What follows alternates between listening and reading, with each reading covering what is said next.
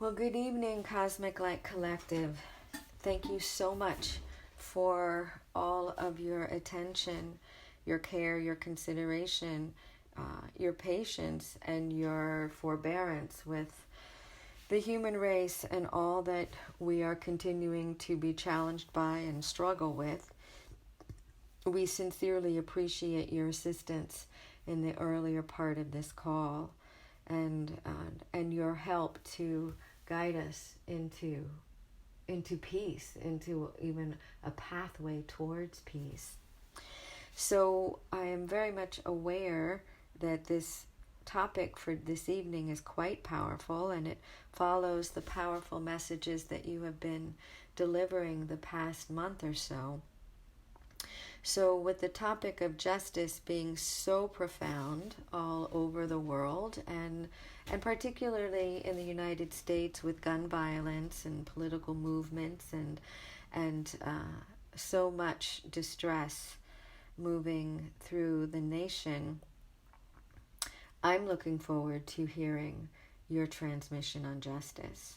Here are the two questions that we have for the evening as well.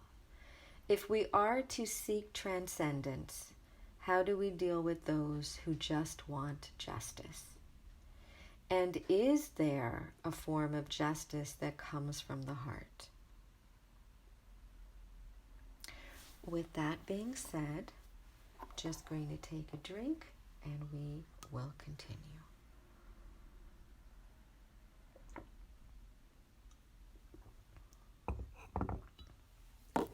Good evening, dear ones.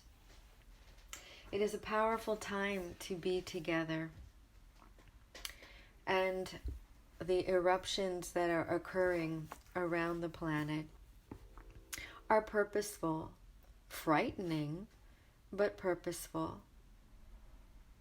In order for the present to have a chance at peace, the past must be flushed out, the past must be released, and the past must be seen as a lesson which you have learned and which you can move beyond. The topic of lessons is a good way to begin the experience of unpacking what the word justice means. Justice is a third-dimensional concept that creates order in its 3D perspective. It gives structure to that which would otherwise be chaotic. It can be used to bring harmony out of discord, and it could be understood as a mechanism of social control. All three are valid aspects of justice in the third-dimensional experience. The reason that justice holds sort of a revered place in language is because it points to something much bigger, much broader, much more hopeful than control or a trajectory of order or a structure itself. The ego's experience of justice was to be an introduction to the possibility that more exists than you simply can experience. The problem that arose in the development of justice is that it lost its purity as an organizing principle, as a structuring principle, as a trajectory for possibility, as a harmonizing agent. It lost its purity to the desire for power, to the fear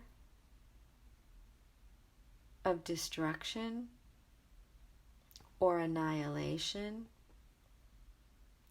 and also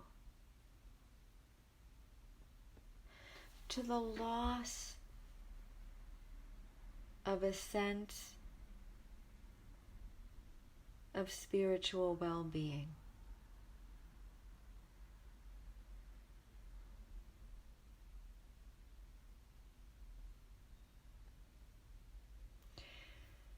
When you talk about the halls of justice, or you revere those who become judges and legislators,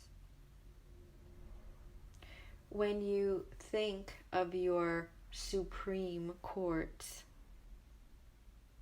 you hold these energies, you hold these institutions in some level of esteem, hoping against hope that they will craft what you would call a just and fair society.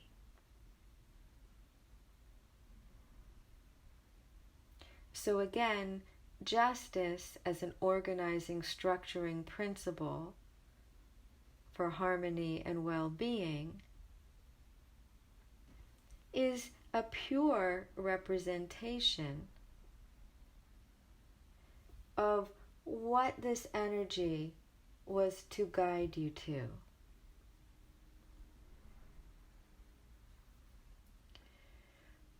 But alas, the human consciousness was unable and is still struggling with its ability to embrace the purity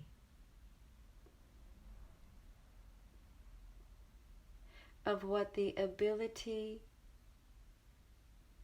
that comes with observing facts and experiences in an unemotional way that allows you to access the context in which the situations, relationships, and experiences are happening. Justice is always a contextual issue, because you can never discuss a situation or relationship from any broader perspective without coming to a much greater conclusion of the causes, the reasons, and the incitement of certain behavior due to environmental and social concerns.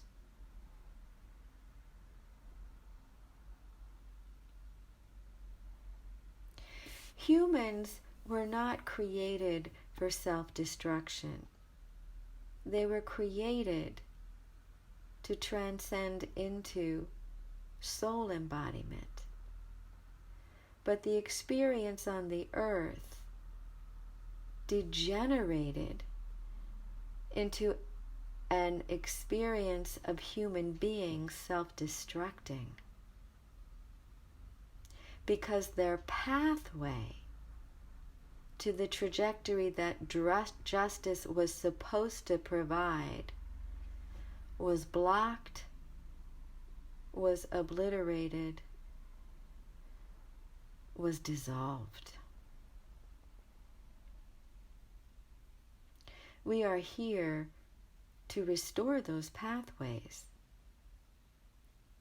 to reestablish those trajectories, to restore the purity of the concept that becomes a bridge to the power, presence, and efficacy of the soul.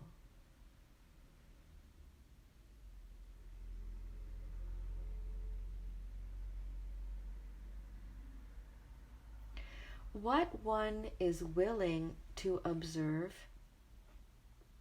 what context one is willing to appreciate, the level of relationships involved in complex interactions, and the environmental situations in which complicated and conflictual occurrences emerge are important aspects of justice. Most do not have the time or the willingness or even the awareness to address the dance that happens between these forces that turn something positive into a disruptive and destructive experience. But likewise, it's also true that the disruptive and the destructive can be stopped. Can be stopped with structure, with order, and with a trajectory of hope put in place realistically.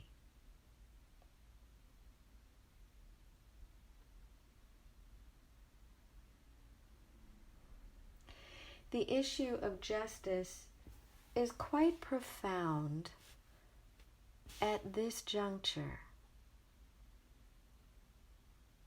As you move beyond the pandemic restrictions and you begin to re-enter a world that you are making as you open it up,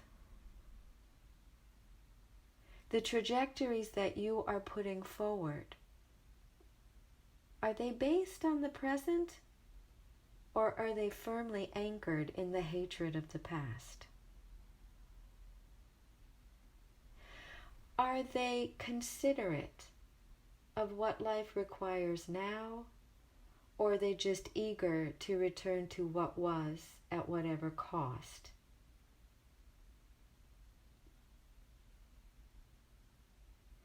Is the trajectory that you're setting forward for your happiness anchored in the present, or caught in the fear, hopes, resentments, or regrets of the past?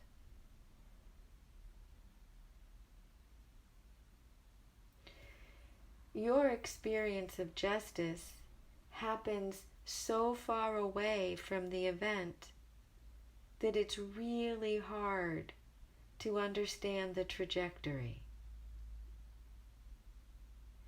When you allow yourself to move into the connectivity with your soul in a momentary experience of conflict, you don't have to bring your entire past history with you. You stand in your soul's awareness in the moment, observing the facts as they are happening, observing the experience as it is occurring, and you make choices in the present that create that trajectory for soul embodiment. It's the present that requires your presence. The past has already exerted its influence. And everything good that you needed from the past is already part of you. So what you carry from the past isn't the good stuff. It's the not so good stuff. The good stuff that happened in your past is already inside you in the present. You live with it and through it, and it has turned you into who you are. A happy memory just propels you forward. An unhappy experience pulls you backwards. Your successes became the step that you took to the next experience of wonder and adventure. The failure could have taken you back, but if you learned from the failure and turned it into a success, it's already a success inside of you. You haven't lost. You won. And that winning happened a while ago, so you're taking it with you.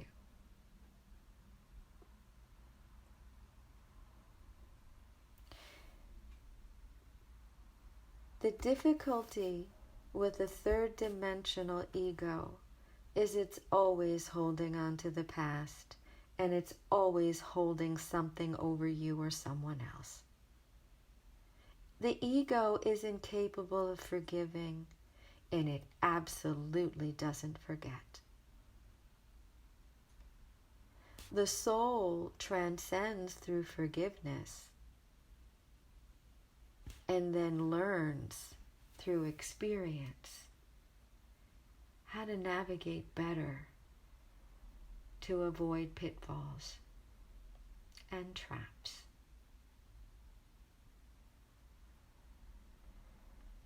Each of you in your individual lives need to be present to the trajectory that you are creating right now for yourselves and for those you love.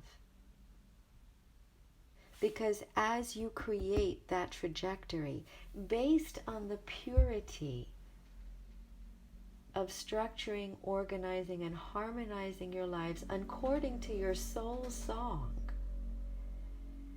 then the devastating words of your ego, they have nowhere to land in your ears. They sort of cease to have any power. You might even stop hearing them completely because they have no place in your life. Now, this does not mean that you are ignorant or oblivious.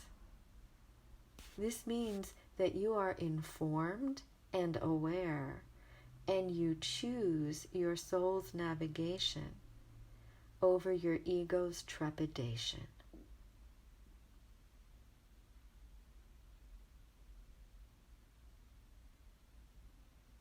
You choose your soul's navigation over your ego's trepidation.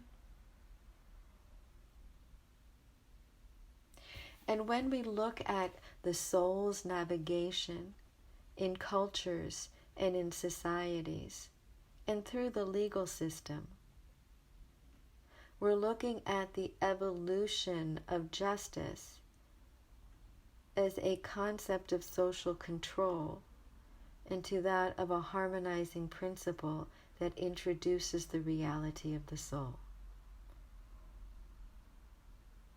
as the sanctification of life, which requires protection, support, and nurturing. Which requires protection, support, and nurturing. In your own lives, consider those words: protection, support, and nurturing. What is the role of protection in your life? What is the role of support in your life? What is the role of nurturing in your life? When those three are in play, does it not create a structure that creates a trajectory for harmony that allows for you to evolve and fulfill yourself?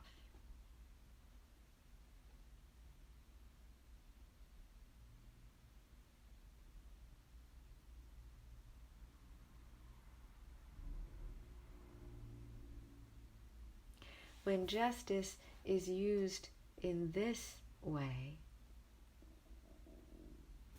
it just is. Life just is. Protected, supported, nurtured. Just is.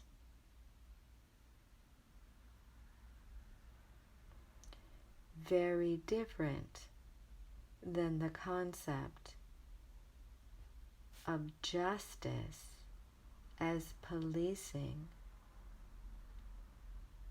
and court-ordered definitions of who belongs where or is entitled to what.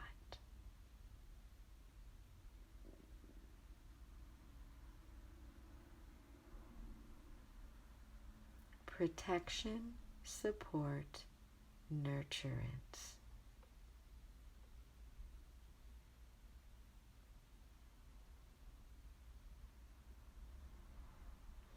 Work with those concepts for yourself, for your children, for your pets, for your families, for your yard, your property, for your street. Just is. Life just is. And as life just is, what can life can be? What life can be from what life just is.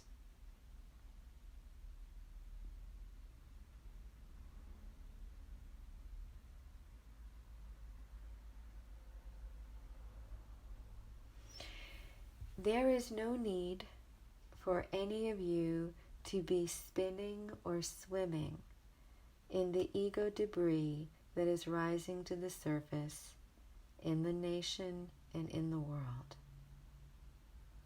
You are in expanded monadic bubbles, supporting, protecting, and nurturing your soul's auric fields. Nurturing, protecting, and supporting your soul's auric field as they evolve collectively to allow you to radiate as soul-embodying human beings a new context in which life is experienced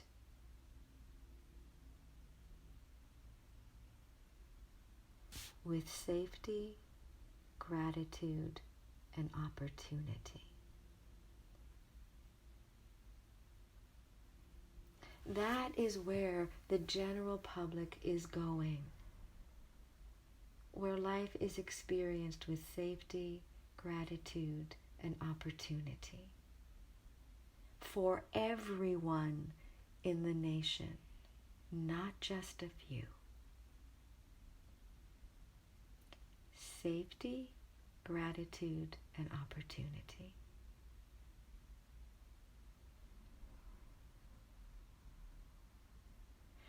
When those are the context in which life just is, harmony becomes the means by which families, individuals, businesses, schools, governments discover they have nothing to fear from each other and everything to offer to each other. And in those moments where life just is and opens to what life can be, miracles happen.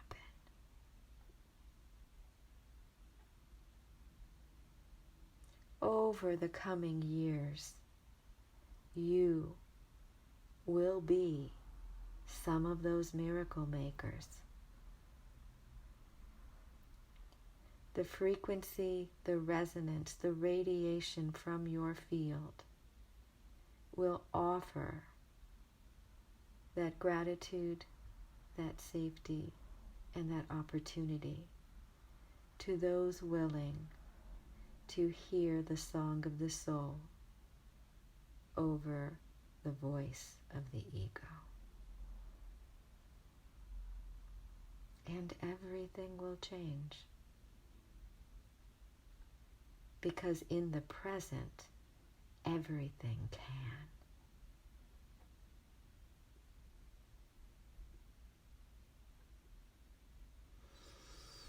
This is a hopeful message. It is the next step. It is the next rung on the ladder. It is the next element of the recipe that is important to understanding the power to live an enlightened life as we move towards the end of this year. We understand that you are struggling under the extreme pressures being placed upon you.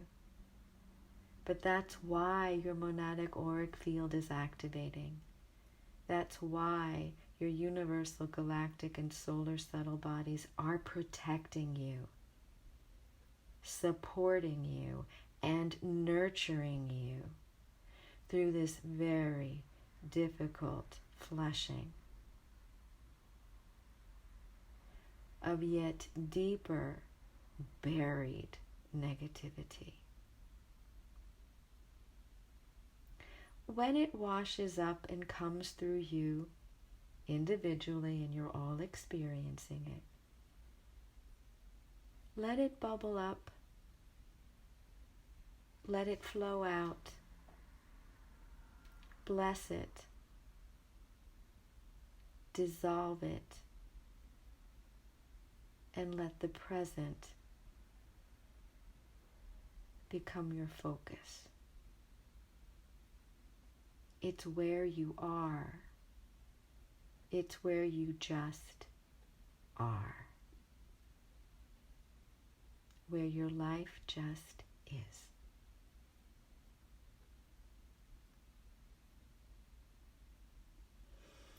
We hope that you feel comforted this evening, that you feel our support, our protection, and our love. But more than that, that you feel our commitment to you as much as we feel your commitment to us. There is great hope, and you are great hope. What you did today in offering yourself in service to deliver support that you called forth, is a great gift. You have more power than you know, and we are always listening. And we will continue to.